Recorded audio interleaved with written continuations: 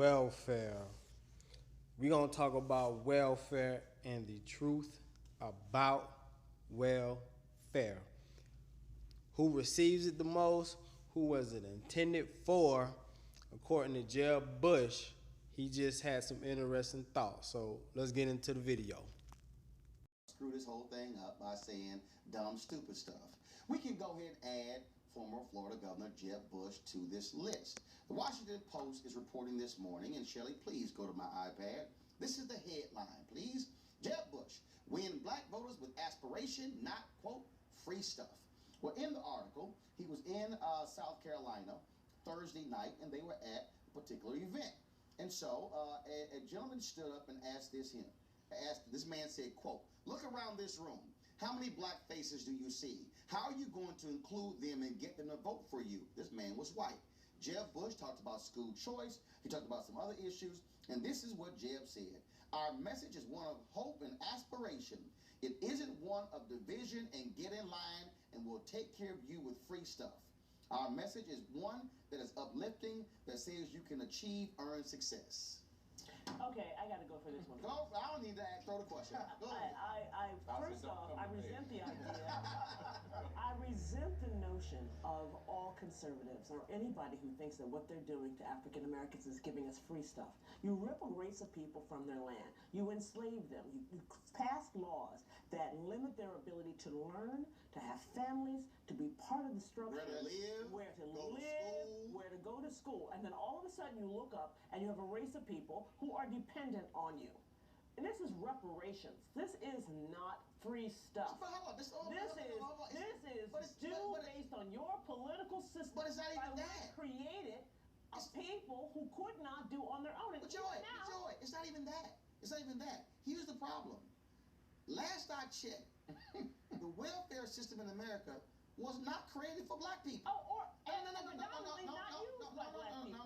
Wasn't created for black people. No, it was not. Social Security. Right. That wasn't created for black people. No. Right. Okay, I can go down the list of entitlements in America.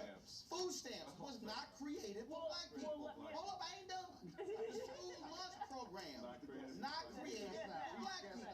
So I'm saying that, so whatever is now defined as free stuff in America, if you actually go back, was never intended for black people. And so all of a sudden now is no. You'll get free stuff.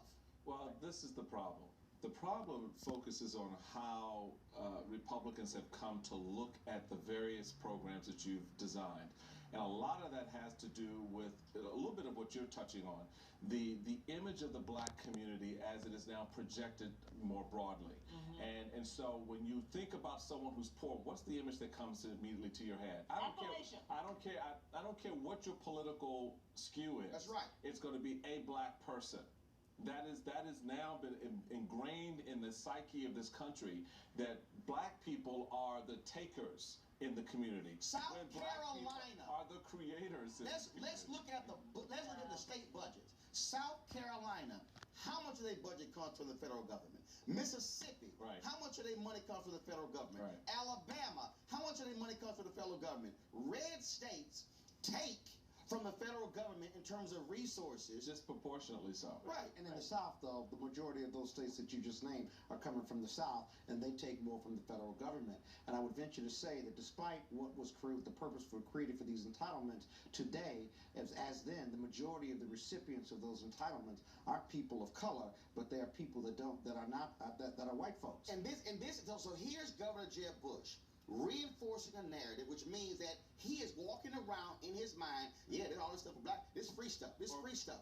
Right. As if black folks have not been working, as if we don't pay taxes, as if we have not been working in this country for decades, for centuries. And what happens is, so if, I'll never forget in 2000, when Bush was a debate, George W. Bush and Vice President Al Gore. And the question came up in the debate about the issue of bigotry, discrimination. Mm-hmm. And I said, watching it, George Bush's answer was, we need more education. And I almost threw the shoe at my TV saying, fool, they are educated bigots, and they are educated people who have racial biases. And actually, that's when I called a friend of mine who was an agent and said, this is why I want to be on TV So on these debate nights, somebody can bring this point up.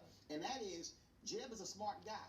So if he's walking around with that, imagine what somebody who is not as smart walking around, because to your point, they've embedded in their brain, oh, no, that's free stuff. So to appeal to them, that's free stuff. See, but you know what? To hold on to these negative, untrue cultural images, from the wall in the Birmingham courthouse to the image, you think of what black people is, poor people as black, or black men are all beasts, to hold on to those old cultural images are shaping policy all the time, and they are an important tool to shaping policy to denigrate a race of people, and or an economic race, a group of people. I want to hear Jeb Bush go in front of Fortune 500 CEOs and say, I'm tired of giving y'all free stuff known as corporate welfare. There you go. Right.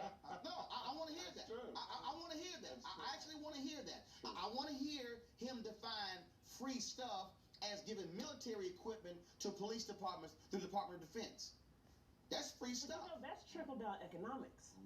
See, they don't call that free stuff. They call that trickle-down economics. They feel rich, and the rest of us might. People, and so there you have it. That's the truth on welfare and Jeb Bush.